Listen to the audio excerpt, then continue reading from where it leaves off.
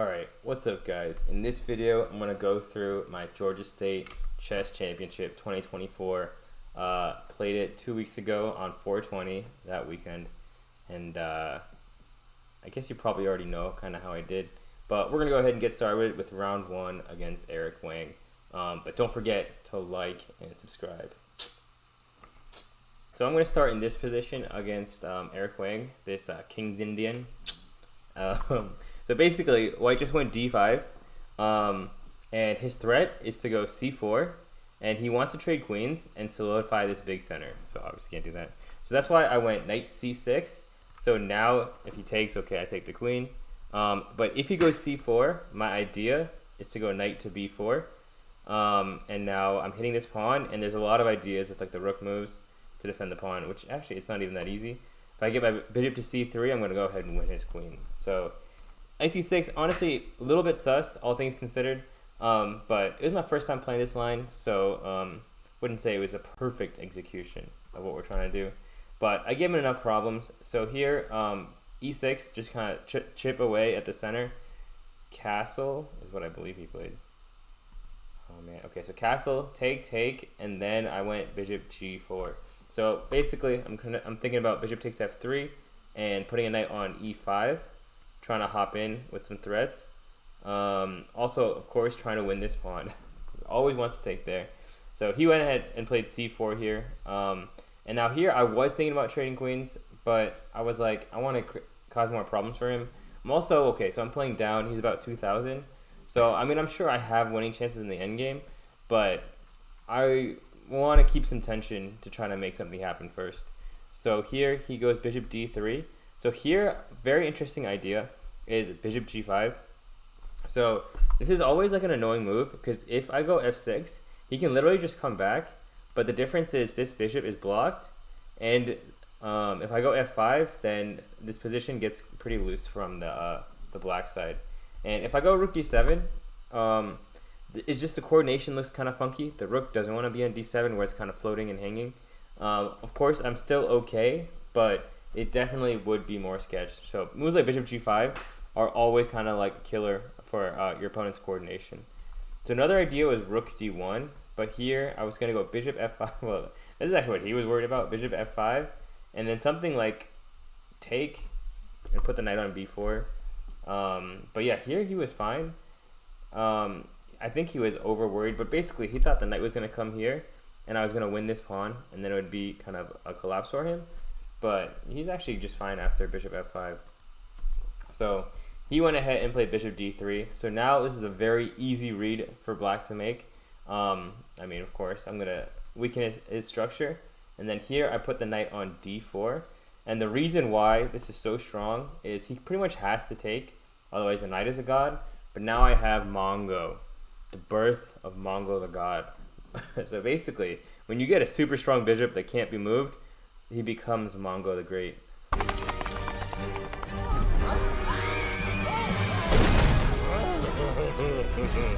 Go, baby, go! There it is, Mongo! To the castle! No, you great stupid pastry! Oh, no. So, yeah, so you're going to see the power of this bishop. Another thing that you want to think about is, okay, so a lot of times you hear opposite color bishop positions are a draw. Now, they're a draw in endgames, but if you can attack, opposite color bishop positions are really good for attacking, because basically I have an extra piece on offense, because his bishop can't do anything about this. He also has an extra piece on offense, because my bishop can't do anything about his bishop. So if you can attack and you have opposite color bishops, it's almost like you're up a piece, because your bishop cannot be stopped by his bishop. So here I'm going to start swinging my pieces around, coming over to the king side. So now here there was this idea of rook e8, and what I missed in the game was take. Here I saw this, but I thought after rook c2 he's defending, but I actually just have queen takes, bishop f1, and then queen check, and then I go queen d1 check. And if he blocks with the bishop, queen d1 is still pretty much lethal. Okay, so I missed that. So instead I played king g7, pretty much getting this idea ready. Now another idea that almost works is bishop c3. But here he has the very resourceful queen e7. And if I take the queen, his rook comes out and he's safe. But the whole idea of bishop c3 is if he moves the rook to like f1, I can go rook e8 and take over the e file. So here, after king g7, for example, so he goes rook c2, and now I have the same idea. So bishop c3, and he can't go queen e7 now, because I can actually just take the rook. Because my king is supporting the queen, so then I would just be up in exchange, or up a rook in that case. Okay, so rook here, rook f1, and now is when I kind of take over, and I go bishop e5. And now kudos to him, this was actually the only way for him to defend. If I get queen f4 in, he just loses. So he has to sacrifice the pawn to stay alive. But the problem is, it is still very hard for him to play, just because I'm up a pawn and I'm up a piece on the attack. And now there's a bunch of ways to win. But basically, in my head, I was like, I am not going to give counterplay. So, so here I go rook h5. If he takes on b7, there's all kinds of checkmates. Probably bishop takes is the most straightforward, because this discover check is just going to be game over. So he goes rook g2, queen f6. Once again, if he takes on b7, I think this check, queen a1 check, coupled with rook h2, I think it's probably here first. Yeah, I think I remember calculating this mate. So rook h2. Oh man, let me turn the CPUs down. Also, if your engine is ever freaking out, this is the key. You turn CPUs from 4 to 1, and now it's way better. So here, so check, king g2, and then queen g5 check, and I'm gonna have mate on g1. That was my idea here, or that was the plan there. If he went for this pawn, which he did not, so queen d1, bishop d6. Basically, I'm just kind of circling around, getting the right combination ready, and this is when it kind of hits. So here, if you want to pause, you can try to find this combination.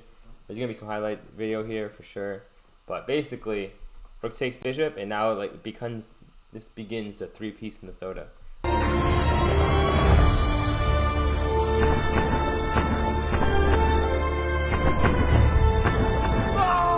So take, queen check, he blocks, I check, because basically I want him to set up. If queen g2, rook h2 is just mate, that's just game over. So he has to go rook g2. So now take, not bishop b7, rook takes, king g1, and then even here it looks like, okay, he's kind of alive. And I think even in the game he was like, oh, maybe he missed something, maybe I missed something, maybe I'm winning. But unfortunately, rook takes, and now queen d1 is GG.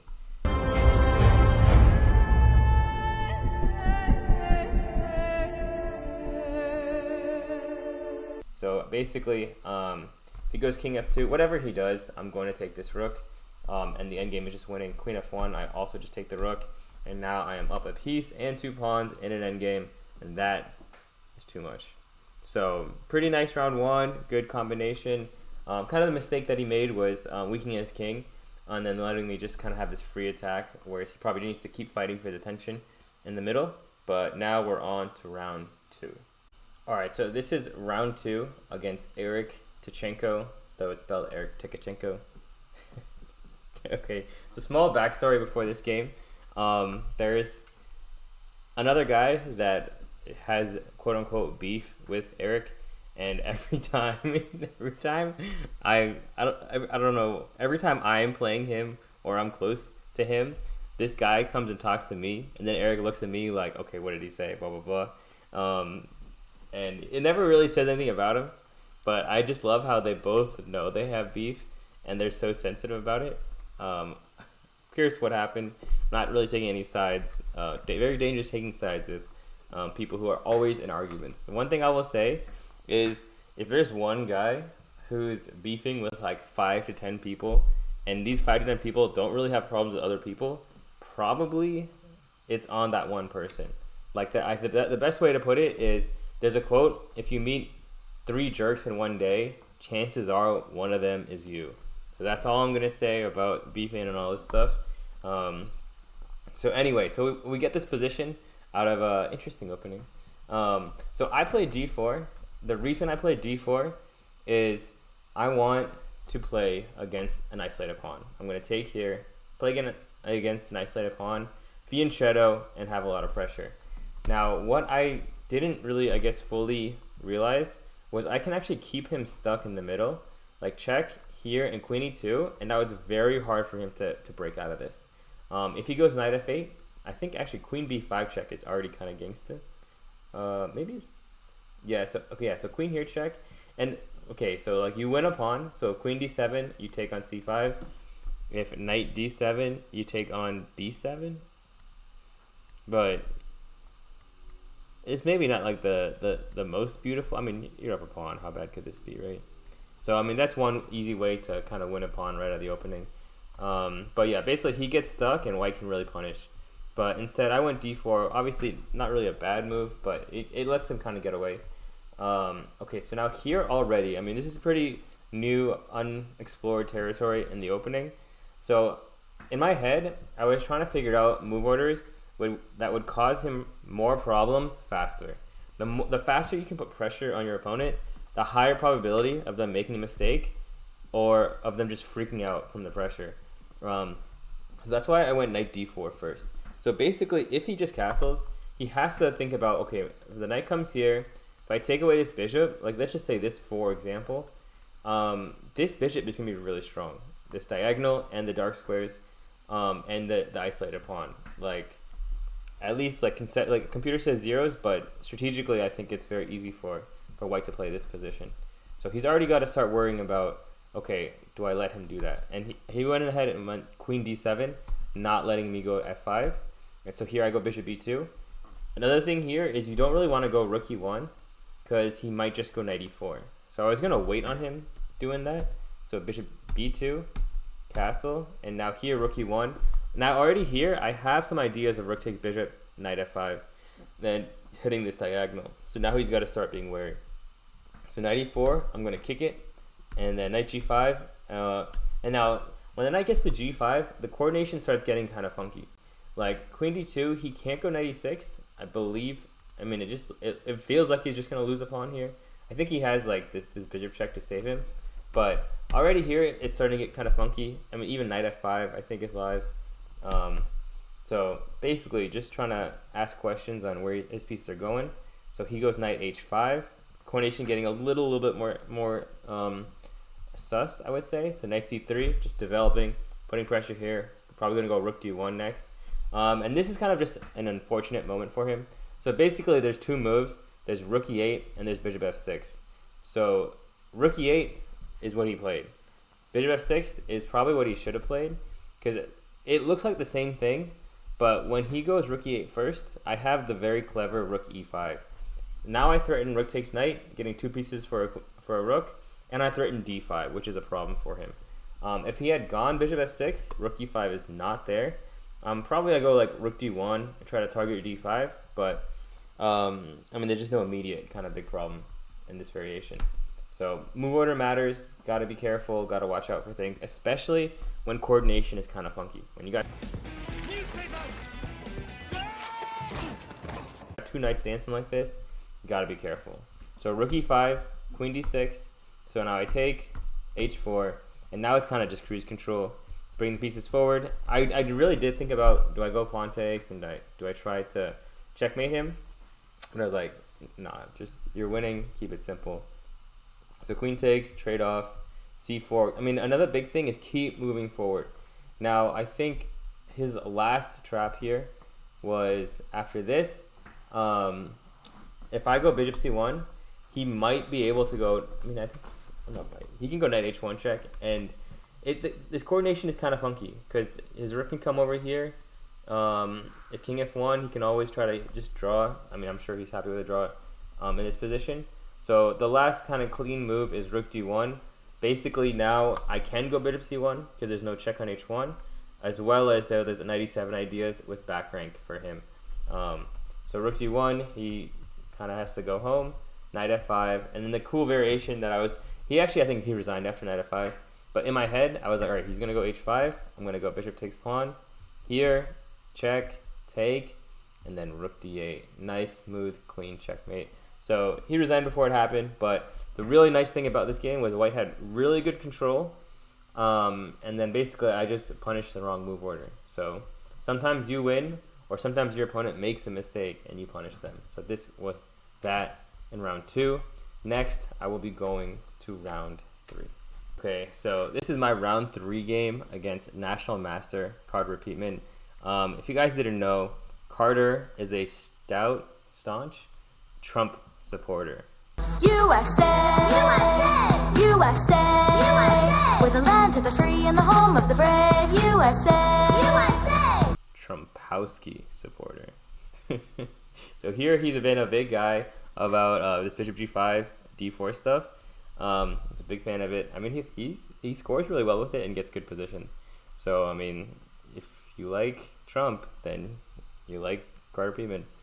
So anyway, I think this is actually not what I played. No. So okay, so here, take. Computer openings are always really weird.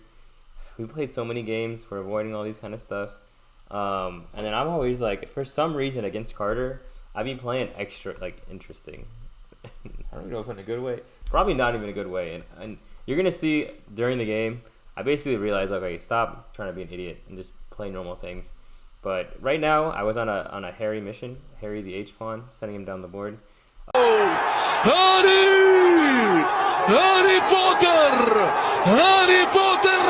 The reason why was I didn't want to commit to e5 or d5 yet. e5 probably would have been the way, but I thought after this, I don't know if this is a good King's Indian or not. And then c5 was also there. I mean, basically, there's such a plethora of options. I just went for the most weird one. So, okay, so this is all, I think, still pretty fine. Now, this is kind of the big mistake, going h3. So, in my head, when I went h3, I was like, all right, at some point, I'm going to be able to get in here. The bishops will get in, and I'll have good things going on. But really, queen f3 never really is a threat. And then his pieces actually end up getting in, and I get in trouble. Instead of h3, I think rook h5 is possible, or just the normal, just like knight c6 or g6, nothing crazy. And then wait on this, because basically once I go h3, this gets locked up. But as long as his pawn is here, there's always ideas of queen g5, or if he castles, then I can try to sacrifice and open up. So I think around here is when I realized, okay, we need to remain calm and not do anything crazy. We've already gotten a very ghetto, funky position. Now we got to get ourselves out of this. And I mean, fortunately enough, the last time we played in Charlotte, I had done something very similar and gotten just an AIDS position out of the opening, and then just made it worse and worse and worse. So this one I was like, all right, let me take a step back and try to make some normal moves first. Try to trade off pieces. That's really been my big MO for when things are getting weird. Keep it simple, stupid. Great advice. Hurts my feelings every time. When things are getting complicated, I just start taking pieces off, because my endgame skills are solid, and it also, I think, takes away from the crazy. So yeah, I'm gonna say, remember this pawn. This pawn, the prophecy of this pawn is gonna come at some point.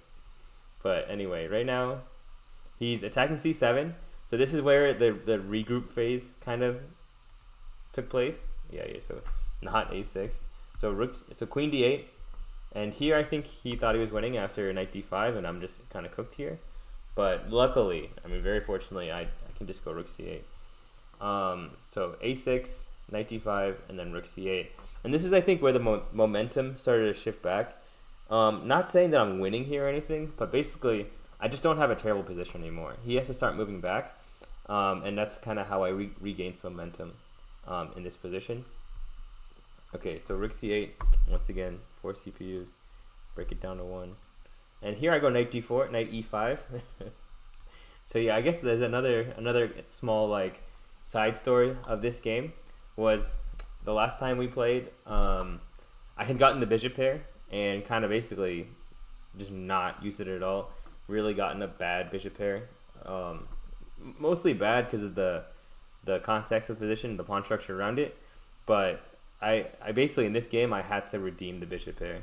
So here, knight e5, hitting the queen and hitting the bishop. So he's got to go back to d1. And now, okay, now we got bishops versus knight part 2. So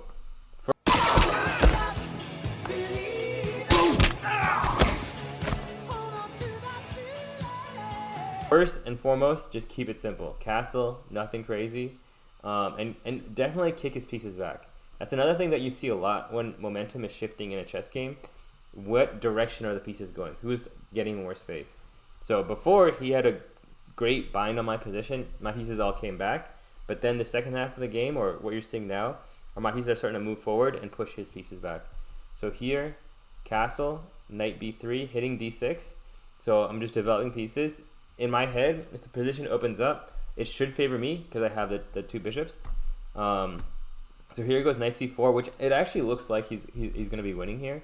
But at this point, like, if I open up the position, my two bishops are money. And let's not forget about this guy became a hero. Like, this was like my stupid pipe dream. But now it's also it's starting to look like, wait, if I can get a queen here, I have mate. Wait, his king kind of opened up. Like, maybe h3 not completely busted. So d5 here. Now I thought this was an important move. Computer actually disagrees. But in my head, I thought if take queen e3, now he can kind of blockade this position. So I thought, okay, queen b6 check first. He should have gone rook f2.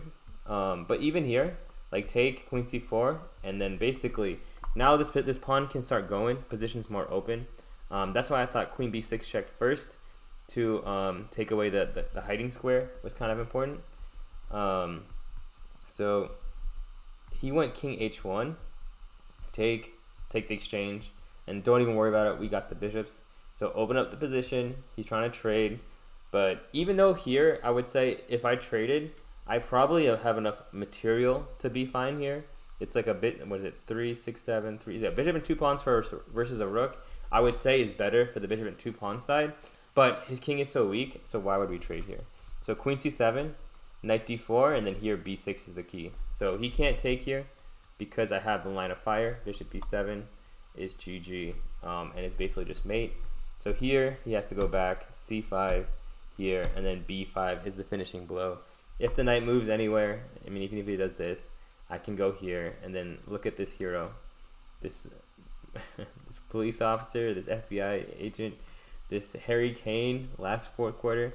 You thought he was going to do nothing, but actually because of that pawn, I end up getting a nice tactic to finish the game. So yeah. Never sends sheep to kill a wolf. They were just the decoys. Goodbye, Mr. X.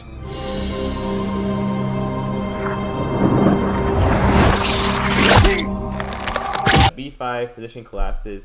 Bishops are getting wide open, and this h pawn is going to be key in corralling in this king. So yeah, really interesting part about this game, I think, was at least I got to see some growth from the last time that I played, and that's why we try to learn from our mistakes. Basically, I literally was like, okay, I was here last game and I did this and it was not good. Let me not do that again. If I do it again, I'm going to lose again. And yeah, basically you consolidate, you weather the storm, and then you start moving forward, and you make good moves. So that is round 3.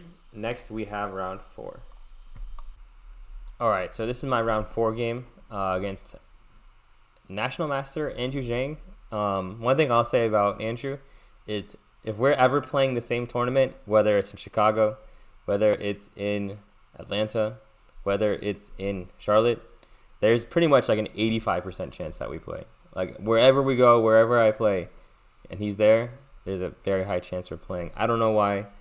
It's like, I don't know. Like, I'm kind of one of his bosses that he has to beat to get to the next level. But anyway, we're going to start with this very interesting position, a very interesting opening. So basically, we got a very early queen trade. 3-on-3, 3-on-3. And white has slightly better development. And I think this was the first, I'm not going to say like mistake, but I think maybe where he went the wrong direction. So I think what he thought was I have to move the bishop to keep the bishop pair. But what I can do here is I can sacrifice the bishop pair to get faster development. Now I can try to go knight b5, knight d5, hit the c7 pawn.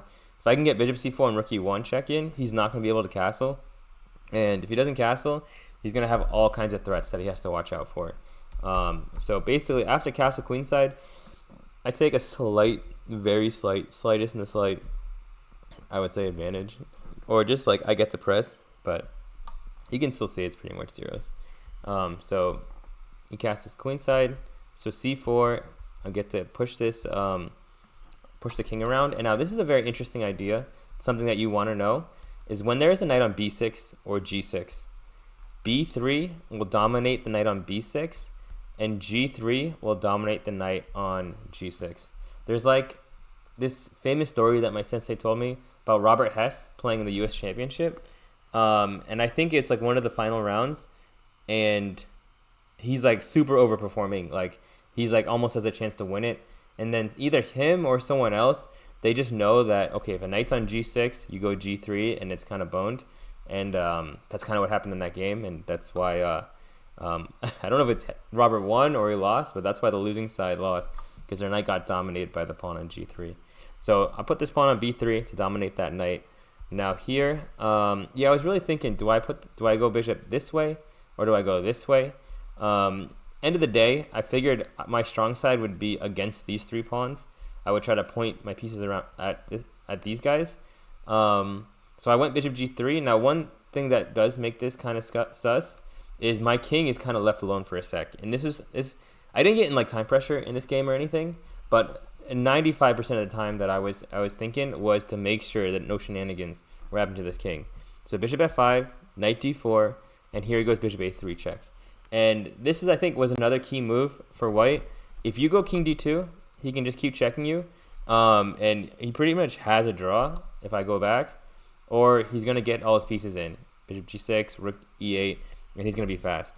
But what I can do after check is I go king d1. Now I'm hitting the bishop, and he doesn't have time to go here because there's either bishop takes c7 check or knight b5, and he drops the pawn. So king d1, he has to go bishop to d7 to stop this knight b5 idea, and now my pieces can kind of come in. So here, king c2, king c3, you can see very similar to the last game, where once the pieces started moving forward, you could tell that progress was being made. Now here, knight c2 is an interesting move because I am moving backwards, but I am moving backwards to move forward. I'm trying to go a3, b4.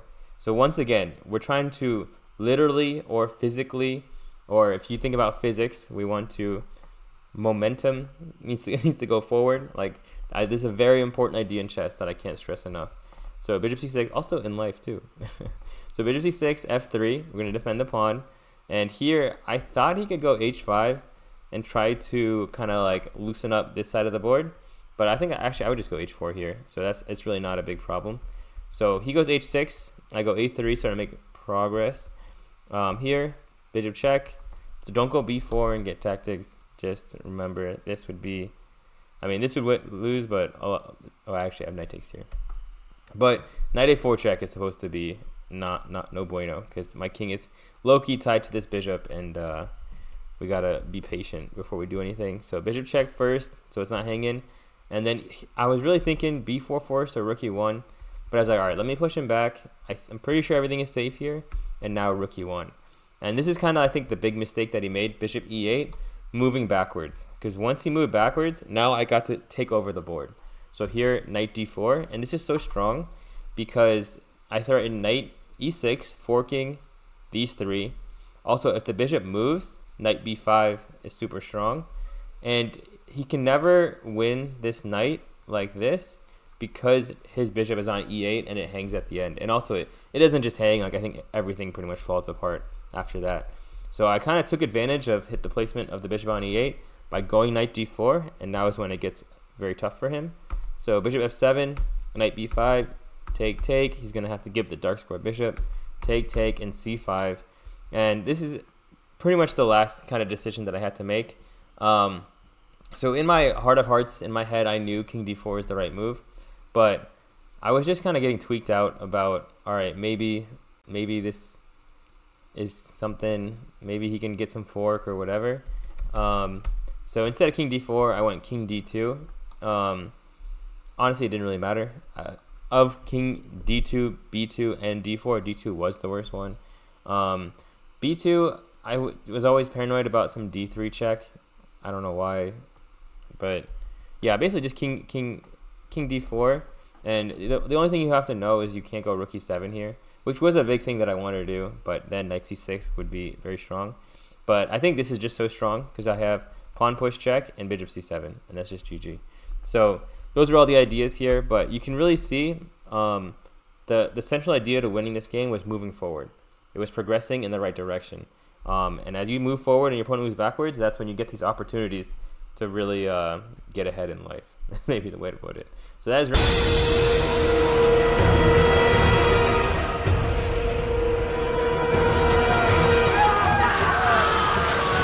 round 4, onto a grueling, a tough, a very hard-fought battle in round 5. All right, guys, buckle up. We've got a long one, a real tough game. This is my round 5 game against FIDE Master Ethan Sheehan. So basically, we're playing the last round. We're both 4 out of 4. I actually called this before the tournament started. I said, okay, me and you are going to both be 4 out of 4. We're going to play in the last round. And this is not the first time we've played in the last round, but this is the first time we played in the last round where no one can catch us if we draw.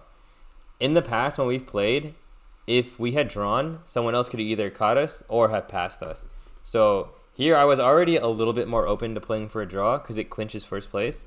Now this is kind of a discussion to always you want to think, like, should you play in the last round? If you can just take a draw and get first place, so you just do this or not? I'll say, like, from what I've seen from grandmasters and stuff, you don't want to take the chance of losing and getting nothing. Like, when you're young, when you're the super idealist person, you're like, I'm going to win every game. I'm never going to lose. Everything's going to be great. Then you get older and you start having life experiences and you realize, wait, sometimes I've lost in the last round. I've gotten nothing. Or sometimes you spend 6 hours to play and then you end up drawing after 6 hours. So it really depends on your state of mind, your opponent too. Like, if I was playing like a 2000 last round, probably would have just gone ahead and just taken the win. But if you're playing a good player, a real player, the last round, like, it's 100% fine to take a draw, especially if you just guarantee first. You've done all the hard work. You're already up the rating that you need. You're guaranteed money. Like, it's 100% fine to take a draw, or at least play cautious. And here's another, okay, before we go into this game, here's another thing with basically the nature of the game that's going to happen. So probably what's going to happen is I'm going to sacrifice material. I'm going to have an attack. He's going to be up a pawn or up 2 pawns or piece for 2 pawns or something, and he's going to have to defend. And if I find the finishing tactic, then I win. If I don't find this finishing tactic, then I lose. Is very rarely a position where it's going to be a draw. We've played in the past. We played a Petrov, and in this position, basically I could not lose. So I was completely fine to just play it. But Nightover is a little bit different, where you have to be careful. You're basically kind of going all in sometimes, and that is dangerous in the last round when all you need is a draw. So basically, to go over this game, I don't even think he went e6. Oh, no, he did. Of course he did.